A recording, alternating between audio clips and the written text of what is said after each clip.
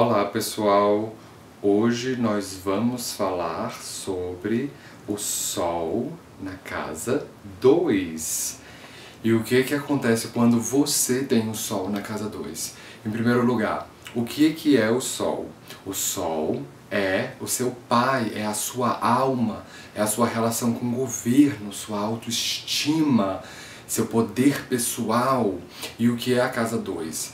A casa 2 é a casa do seu discurso, da sua voz, da sua boca, do que você ingere de alimentos. É a casa das suas economias, do seu pé de meia, da tradição da sua família, bem dizer, da propriedade da sua família. E o que acontece quando você tem o Sol na casa 2? Bem, no meu mapa vai estar indicado assim.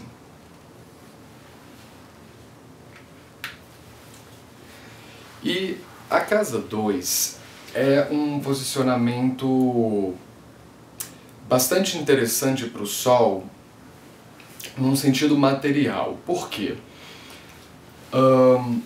A casa 1, ela pertence à sua identidade, bem dizer, o seu parto, né? Quando você sai do ventre da sua mãe, você é aquele bebezinho que fica choramingando o tempo inteiro e quer comer, né? Quer se alimentar. Então, o ato de se alimentar, né? De você receber o leite materno, de você sentir o conforto do berço, de sentar à mesa e comer uma boa comida, de gozar todos os confortos que você de repente descobre que existem dentro da sua casa, isso tem a ver com a casa 2. Só que a casa 2, ela em astrologia védica, ela é dita de ser uma casa arta, uma casa que tem relação com o seu os seus valores materiais, né? Arta é uma expressão que tem associação com terra, com o elemento terra. E ela é uma casa sucedente. Como assim? Se o primeiro quadrante, né? A casa 1, ela é a identidade. Então, se você não tem uma identidade, você não vai muito longe na vida. Porque você não sabe quem você é. Então, como é que as pessoas vão conseguir confiar em você? Como elas vão conseguir identificar quem você é se nem você mesmo sabe?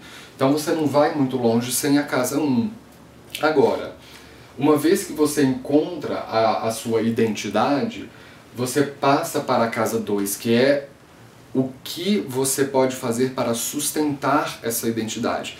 Então, se você não tem valores, e isso pode ser coisas materiais ou mesmo bons valores que a sua família te passa, você é como se a sua identidade ficasse como uma pena de ganso voando pelo ar, entende?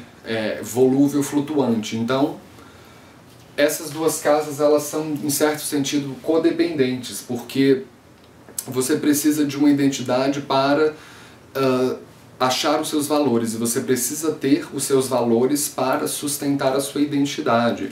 Então, desde muito pequenininho, você com o Sol na casa 1, o seu pai foi uma pessoa que era muito proeminente na família, aquele tipo de figura paterna que quando ele voltava do trabalho, a sua mãe falava bem assim: meu filho, vai lá, organiza a sua cama, termina de fazer a tarefa que eu te pedi, termina de fazer seu dever de casa para seu pai chegar e ver que tá tudo tranquilo.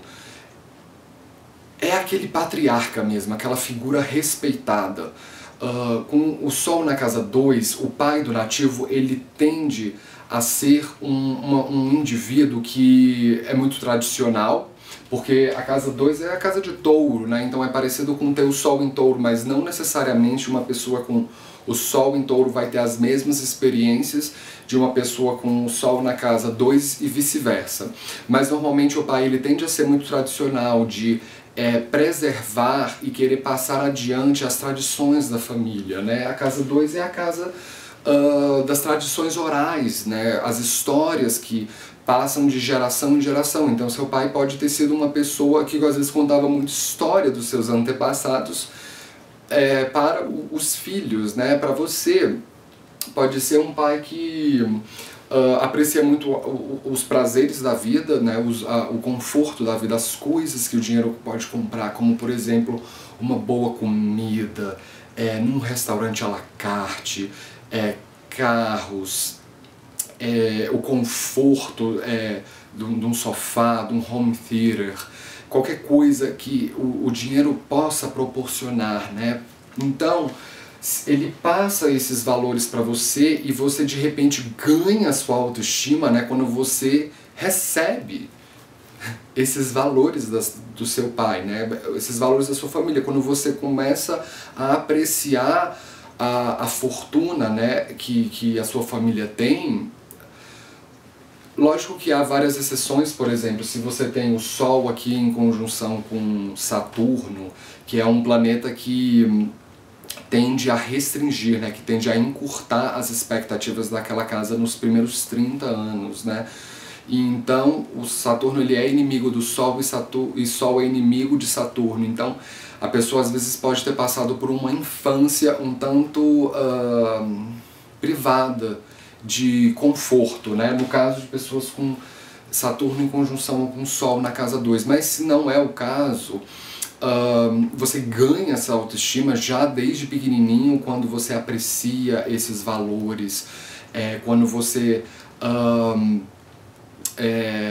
passa adiante a tradição da sua família, né? Então o seu pai ele acaricia a sua cabeça sempre que você, né, expressava os valores. Ele diz aqui que é para você não roubar, se ele fala que a religião dele da família que segue essa, e você segue isso, ele tende a te, justamente, acariciar o seu ego, né? Então, você com o Sol na casa 2 pode ser muito bom em profissões que têm uma relação com finanças, né? Como trabalhar na área de economia, ou mesmo trabalhar com a voz, né?